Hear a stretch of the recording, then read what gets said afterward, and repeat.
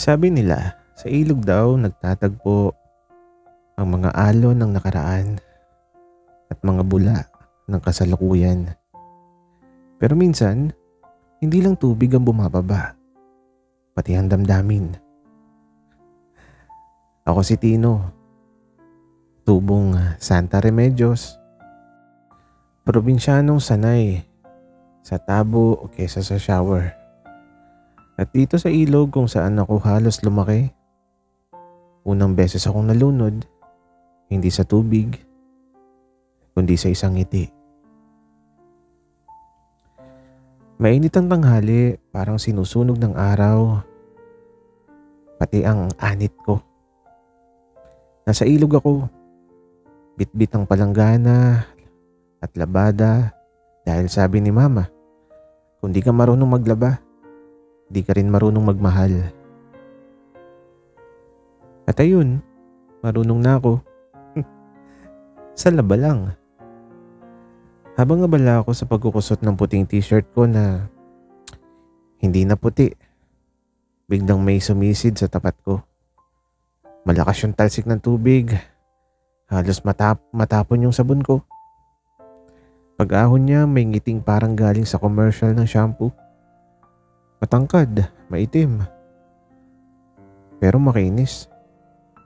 May buhok na basang-basa na parang sinadyang pabanguhin ng ilog. Uy, sorry . Akala ko walang tao rito. Sabi niya sabay kamot ng ulo. At ang sabi ko naman, meron ako. Medyo iritado pero curious. At eto ngumiti siya. Ako si Josh. Bagong lipat ako rito. Pwede bang dito na rin ako maligo? Mukhang malinis yung kabilang part kasi nilabahan mo na. Napatitig ako. Sabi ko, ang kapal mo rin no? Nilaban ko yung damit, hindi yung ilog. At ito, tawa siya ng tawa. Sabi pa niya, gusto ko yan. Mukhang maanghang ang sumagot. Hindi ko alam kung paano niya nagawang komportable akong kasama agad. Samantalang sa iba, 5 meters away ang rule ko. Habang nagkukusot ako, sumisisid siya. Lumalabas, sumisisid ulit. Parang bata. Parang ang saya lang panoorin. Oy, Tino, marunong ka bang maglangoy? Tanong niya bigla. Marunong akong umiwas, malunod. Wika ako naman. Ako marunong lumunod ng puso. Wika niya sabay kindat. Putek. Nabasa ko tuloy yung mukha ko sa hiya. Ewan ko sa'yo, ang aga-aga pa, puro ka bola. Hindi bola yon. Layag na agad ako sa'yo. Biglang humampas ang hangin, sabay talsik ng tubig na tumama sa mukha ko. Courtesy of Joshua na biglang tumawa at tumalon pabalik sa ilog. Ano ka ba? Nalaban ko pa tong shorts ko. Wika ako. Di sabay tayong magbabad. Wika naman niya. Tumalon ako pabalik sa tubig, basang-basa. Sabay hampas ng sabon sa braso niya. Abo, may laban si kuya. Tawa niya. Huwag mo kumakuya-kuya ha. Wika ako naman. Okay, sige. Tino na lang, pero pwedeng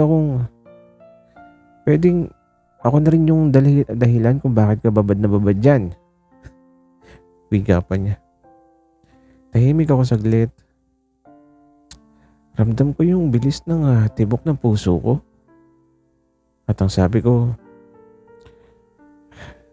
Josh, baka masanay ako sa kakangiti mo.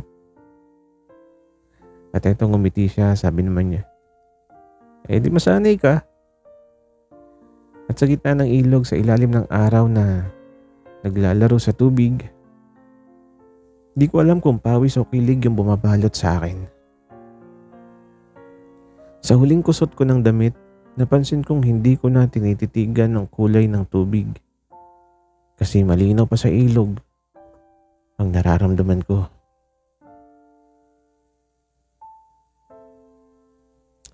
Simula nung araw na yun, naging routine na namin ni Josh ang babad session tuwing hapon. Hindi ko alam kung laundry buddy ko ba siya o kababad partner sa buhay. Magkaharap kami ngayon sa ilog. Pareho kaming nakatungtong sa bato. Ako may hawak na palanggana. Siya naman may hawak na palanggana rin. Pero wala naman palang laman. Pamporma lang. Josh. Nilaban mo ba talaga yung t-shirt mo o nagpapanggap ka lang? Depende. Kung kasama ka, mas gusto kong magpanggap. Ang kulit mo talaga. Hindi ka ba napapagod? Sa'yo? Hindi. Napatigil ako. Sinabuyan ko siya ng tubig. Tawa siya ng tawa. Pero yung mga mata niya, diretso sa akin. Parang may gusto siyang sabihin na hindi mailabas. Tahimik kaming nagpatuloy sa pagbabanlaw ng labada. Tapos bigla siya nagsalita. Tino, bakit ikaw pa rin yung naglalaban ng sarili mong damit? Wala ka bang ate o nanay na tumutulong?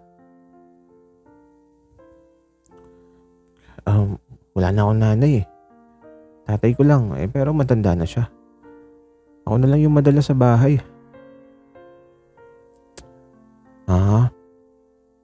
Kaya pala may lungkot sa ngiti mo. Napatingin ako sa kanya. Hindi siya nakatawa ngayon. Ang lambot na boses niya. Parang ilog na hindi marahas pero dumadaling ng diretso sa loob mo. Hindi ako nalulungkot, sanay lang, sabi ko. Sanay sa lungkot? Wika naman niya. Sanay sa buhay? Wika ako. At ito ngumiti siya. Sabi niya, kung sanayin din kita sa saya. Sagot ko naman, ano ka, clown? Hindi. Crush mo. Halos matapilok ako sa batong tinutungtungan ko. Hindi ko natapos yung sasabihin ko. Tapos sabi naman niya, hindi ka pa sigurado. Napailing ako pero halata akong namumula yung tenga ko. Kung ayaw mong umamin, okay lang. Basta ako, aamin ako. Lumapit siya, binaba yung palanggana, sabay lublob ng kamay niya sa tubig. Tino, gusto ko nandito ako palagi ha. Dito sa ilog, sa tabi mo. Wika niya. Tahimik ako.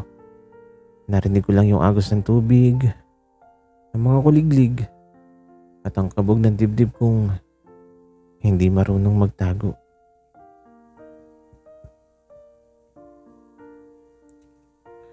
Tino, tingin ka nga. Sabi niya ulit. Paglingon ko, inisprayan niya ako ng tubig gamit yung kamay niya. Tawa siya ng tawa. Aray, akala ko seryoso na. Wika ako. Di sa ilog tayo nagkakilala, kailangan may basaan din. Wika naman niya. Tumulan ako at ginantihan siya. Hanggang sa pareho kaming nababad, tawa ng tawa, habang ang araw ay dahan-dahang lumulubog. Sa gitna ng tawanan, napatingin siya sa akin. tumigil at marahan niyang sinabi, see? Sanay ka rin pala sa saya eh. Nginitian ko siya at ang sabi ko naman, oo, pero ikaw yung dahilan. At doon ko naramdaman, mas mahirap palang matuyo kapag puso na ang nababad.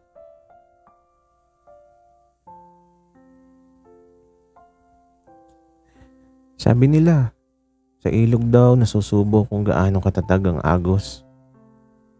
Pero sa pagkakataong to, parang hindi agos ng tubig ang kalaban ko, kundi agos ng damdamin ko kay Josh. Araw na ng barangay outing sa ilog. Halos buong sityo dumalo. May mga bata sa gilid na naghahabulan, mga tito at tita na nag-iihaw at mga dalagang nagsisigawan tuwing may tumatalon mula sa malaking bato. At ako, ayun, nakatambay sa ilalim ng puno. Hawak ang plastic cup ng cola at pinagmamasdan si Josh na abala sa pagluluto ng hotdog. Uy, Atino, tara na, swimming na! Sigaw ni Josh habang tinatanggal yung t-shirt niya. At doon ako napatulala. Yung tipong akala mo slow motion ang lahat tapos biglang sumabog yung paligid sa liwanag ng araw na tumama sa balat niya. Uy, tulala ka na naman. Biro niya sabay talsik ng tubig sa gamit ng kamay. Loko ka. Sabi ko sabay ganti ng buhos. At ayun na, naging parang eksena sa pelikula. Naggabulan kami sa tubig, basaan, tawanan, sigawan, hanggang sa hindi ko na namalayan na malapit na pala ako sa kanya. Masyadong malapit. Ang kulit mo talaga, sabi niya habang tumatawa. Tumingin siya sa akin ng diretso. Walang halong biro, walang halong tawa. At biglang tumahimik ang paligid. Para bang kami lang ang nasa gitna ng ilog. At ang sabi niya, Tino, alam mo, minsan gusto ko rin naman itong mga ganito eh. Yung hindi kailangan ng dahilan kung bakit ako masaya kapag kasama ka. Hindi ako nakasagot. Hindi ko alam kung paano haharapin yung biglang pag-igting ng damdamin ko. Josh, wala ba? Giniginaw ka lang. Ngumiti lang siya tapos tinapik yung balikat ko. Di pa initin mo ako. Wika niya sabay tawa. Napatawa rin ako. Pero sa loob ko, nagbabaga na. Hindi ko na alam kung tubig ba o puso ko ang mas babad sa init ng sandaling yon.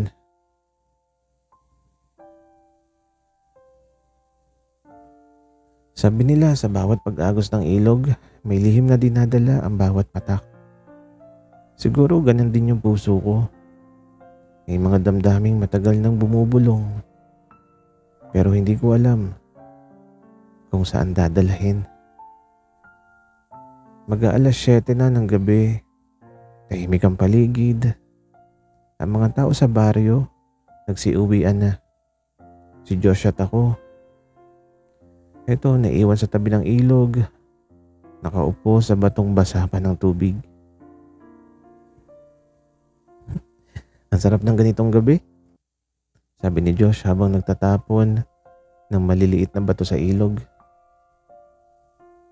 At ang sagot ko naman, oo, parang ang tahimik ng lahat.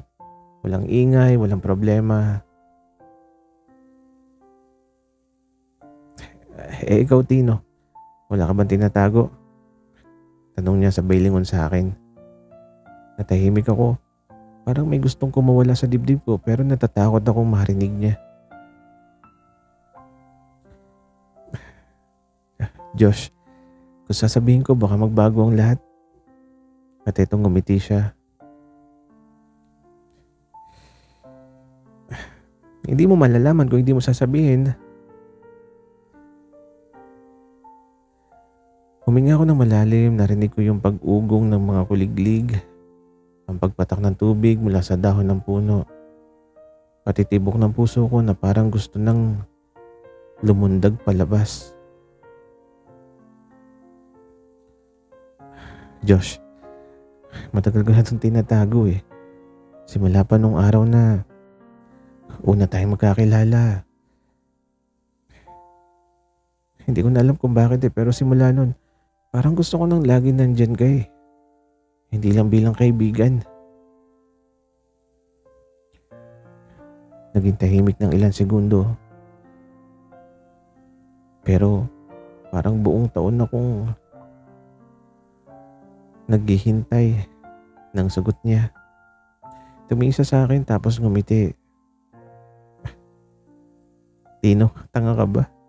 Sabi niya sabay tawanan. Ha? Bakit? Kasi kung akala mo ikaw lang yung babad, mas babad ako sa'yo. Matagal ko nang gustong sabihin kaso natatakot din ako eh. Napangiti ako. Halos hindi ako makapaniwala. Tumingin siya sa ilog tapos sa akin ulit. Tino, gusto kita eh. Hindi lang dahil masaya ka kasama, kundi kasi tuwing nandiyan ka, parang yung ilog maingay minsan, pero palagi nagbibigay ng kapanatagan.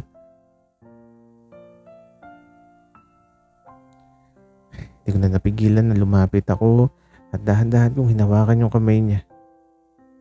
Hindi kami nagsalita, hindi kailangan kasi sa pagitan ng mga titig at ng malamig na hangin.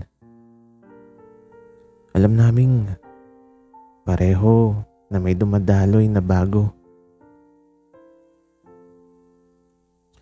Sabi nila ang pag-ibig daw ay parang ilog. Minsan malakas ang agos, minsan kalmado. Pero lagi kang dadalahin kung saan ka dapat mapunta. At sa umagang to, alam kong dito ako dinala. Sa tabi ni Josh. Mag-aalas 7 ng umaga. Ang hamog parang usok na humahalik sa tubig. Amoy ilog pa rin kami pero pareho kaming bagong gising sa kubong inarkila ni Kapitan kagabi. Nakaunan si Josh sa braso ko. Mahimbing pa yung tulog. Tinitigan ko siya. Yung buhok niyang medyo magulo. Yung labi niyang bahagyang nakangiti habang natutulog. Parang sinasabing, ang ganda ng gising ko kasi ikaw agad yung kasama ko. Maya-maya dumilat siya. Ang aga mo namang nakatitig. Sabi niya sabay hikab. Ang hirap kasing hindi parang panaginip na ayoko matapos. Ngumiti siya yung ngiting alam mong totoo. Walang halong biro o pang-aasar. Alam mo Tino, hindi ko na-expect na dito ko pala makikita yung taong magpapasaya sa akin. Sabi niya habang humihiga pa rin sa braso ko. Sa ilog? Tanong ko. At ang sagot niya, hindi. Sa taong babad sa ilog, pero mas babad sa puso ko. At ito, sabay kaming natawa. Tinamaan ako ng kilig na parang hampas ng malamig na tubig. Pagkatapos naming maligo ulit sa ilog, umupo kami sa malaking bato kung saan unang tumama ang araw sa amin. Hinawakan niya ang kamay ko. Tino, di ko alam kung saan dadalhin to pero gusto kong subukan. Gusto kong panindigan yung nararamdaman ko.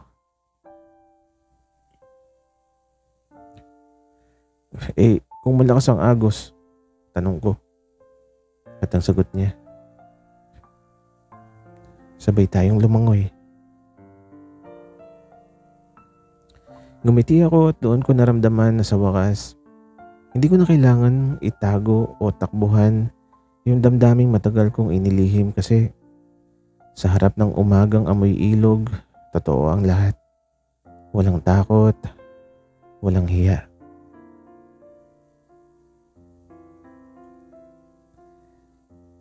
Sa ilog na tahimik na saksi sa pag-ibig na tinubuan ng tapang, hindi ito kwento ng perpektong pag-ibig, kundi ng dalawang pusong natutong magbabad.